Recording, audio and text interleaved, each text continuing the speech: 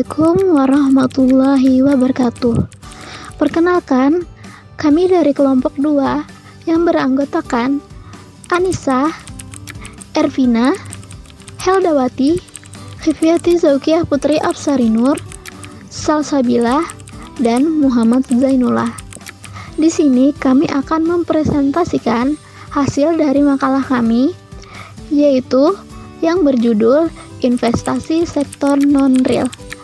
Untuk selanjutnya, mohon disimak video kami ya.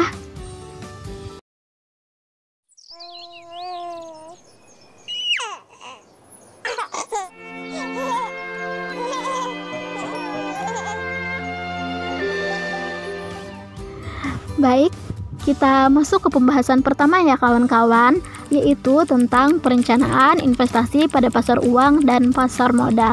Sebelum kita mengetahui lebih jauh bagaimana sih perencanaan investasi pada pasar uang dan pasar modal tersebut, di sini kita juga harus mengetahui terlebih dahulu apa itu investasi. Nah, investasi di sini adalah menanamkan atau menempatkan aset baik berupa harta maupun dana pada sesuatu yang diharapkan akan memberikan hasil pendapatan atau akan meningkatkan nilainya di masa yang akan datang. Investasi syariah merupakan kegiatan penanaman modal dengan tujuan mendapatkan keuntungan yang sesuai dengan prinsip syariah. Oh iya nih kawan-kawan, investasi itu terbagi menjadi ke dalam 2 jenis, yaitu ada investasi sektor real dan investasi sektor non-real. Nah, di sini kelompok kami akan membahas investasi sektor non-real. Sektor non-real adalah sektor investasi yang mencakup pasar uang dan pasar modal, yang mana penanaman modal pada surat berharga yang tidak terlihat secara fisik seperti reksadana, obligasi, dan saham. Perencanaan investasi adalah proses mengidentifikasi tujuan keuangan dan mengubahnya melalui pembuatan rencana. Selanjutnya kita akan memasuki ke pembahasan yang kedua, yaitu pengertian pasar uang dan pasar modal syariah. Pengertian pasar uang syariah adalah pasar yang diperdagangkan surat berharga yang diterbitkan berkaitan dengan penempatan atau peminjam uang dalam jangka pendek. Nah, biasanya untuk jangka pendek ini waktunya itu adalah kurang dari 1 tahun. Selanjutnya, pengertian dari pasar modal syariah. Pasar modal syariah dapat diartikan sebagai kegiatan dalam pasar modal sebagaimana diatur dalam Undang-Undang Pasar Modal yang tidak bertentangan dengan prinsip syariah. Oleh karena itu, pasar modal syariah bukan suatu sistem yang terpisah dari sistem pasar modal secara keseluruhan. Terdapat beberapa karakteristik khusus pada pasar modal syariah, yaitu produk, akad, dan mekanisme transaksi tidak bertentangan dengan prinsip-prinsip syariah.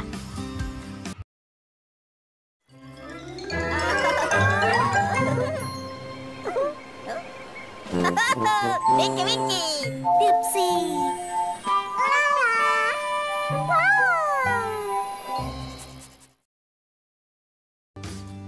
Baik, selanjutnya kita memasuki ke pembahasan yang ketiga, yaitu instrumen pasar uang dan pasar modal. Instrumen pasar uang syariah yang pertama yaitu Sertifikat Bank Indonesia Syariah (SBIS). Yang kedua, Repurchase Agreement (SBIS).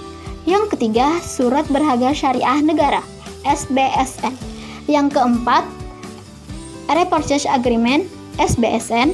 Yang kelima, Instrumen Pasar Uang Antar Bank Syariah (PUAS). Dan yang keenam, surat berharga lain yang berkualitas tinggi dan mudah dicairkan. Instrumen pasar modal syariah yaitu pertama saham syariah, yang kedua obligasi syariah atau sukuk, yang ketiga reksadana syariah. Kelebihan investasi saham syariah yaitu sebagai berikut. A. Investasi sesuai dengan ajaran agama. B. Terdapat saham liquid dan masuk indeks LQ45. C. Terdapat saham blue chip yang minim risiko penurunan harga. Yang D. Memperoleh keuntungan lewat capital gain atau pembagian dividen. Kekurangan investasi pada saham syariah adalah antara lain: A. Tidak mendapatkan dividen. B. Capital loss, kebalikan dari capital gain.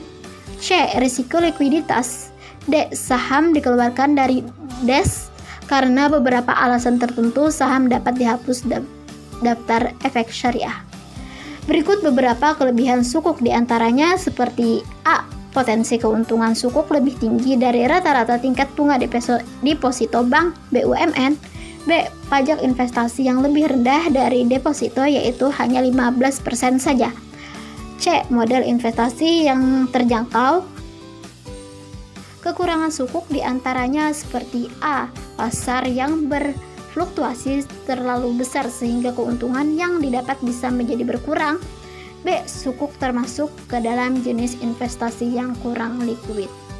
Oke, selanjutnya yaitu kelebihan berinvestasi pada reksadana syariah, antara lain: A. Investasi sesuai kesanggupan atau terjangkau.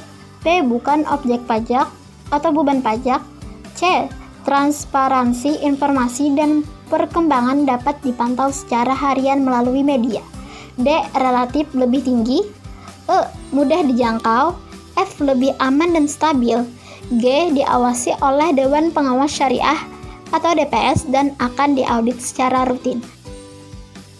Nah, kekurangan dari reksadana syariah sendiri antara lain: A. Resiko kekurangannya: nilai unit pernyataan dikarenakan dipengaruhi oleh turunnya harga dari efek yang masuk dalam portofolio reksadana tersebut. B. Risiko likuiditas. Dan terakhir yaitu C. Risiko wan prestasi. Oke, selanjutnya nih kawan-kawan, kita masuk ke pembahasan yang keempat, yaitu tentang kendala pasar uang syariah dan pasar modal syariah. Yang pertama yaitu kendala pasar uang syariah. Kendala yang terkait dengan kegiatan pasar uang lebih tertuju kepada sikap sebagian peserta yang mendambakan meraih keuntungan besar dan mengabaikan tata cara dalam lalu lintas perdagangan yang sehat. Kendala dalam operasional pasar uang adalah perdagangan orang dalam merupakan bentuk transaksi dengan bantuan teknologi informasi antar individu. Yang kedua yaitu kendala pasar modal syariah. Yang pertama yaitu kurangnya sosialisasi pasar modal syariah. Yang kedua, tingkat literasi yang masih minim, belum meratanya pemahaman dan pengetahuan masyarakat Indonesia tentang investasi di pasar modal syariah. Yang ketiga yaitu penerbitan produk investasi syariah yang masih terbatas pada saham syariah, sukuk, dan reksadana syariah.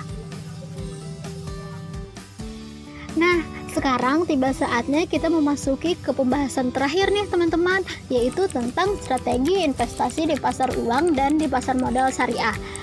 Yang pertama yaitu strategi investasi di pasar uang syariah. 1. Menciptakan instrumen pasar uang syariah. Kedua, mekanisme operasi pasar uang syariah. Yang ketiga, penerbitan surat utang dalam transaksi pasar uang juga diharuskan memiliki reputasi yang baik, di mana emiten harus memiliki kredit yang bagus dan akan dinilai oleh sebuah lembaga rating. Yang kedua, strategi investasi di pasar modal syariah. Pertama, penguatan pengaturan. Kedua, peningkatan supply dan demand. Ketiga, pengembangan sumber daya manusia dan teknologi informasi. Keempat, promosi dan edukasi. Serta yang terakhir, kelima, sinergi kebijakan dengan pihak terkait. Nah, jadi seperti ini kesimpulannya kawan-kawan. Semua jenis investasi di sektor non-real, baik pasar uang syariah maupun pasar modal syariah, memiliki kelebihan dan kekurangan tersendiri.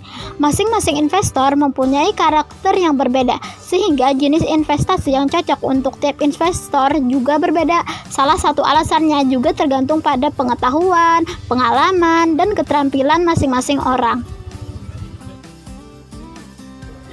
Jika kalian memiliki rencana ingin memulai berinvestasi, tetapi tidak mau menghadapi risiko yang tinggi kawan-kawan, maka lebih baik memilih berinvestasi di pasar uang karena risiko di pasar uang cenderung lebih rendah dan merupakan investasi jangka pendek.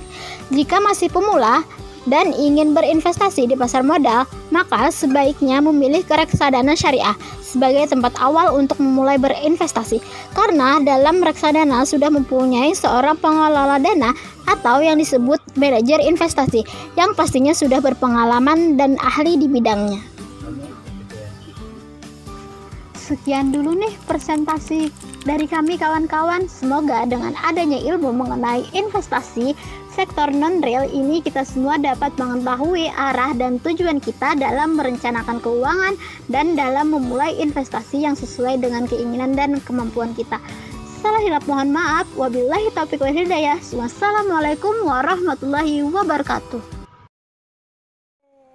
Dadah Tinky Winky. Dadah. Dadah Dipsy. Dadah. Dadah Lala. Dadah. Dadah Po.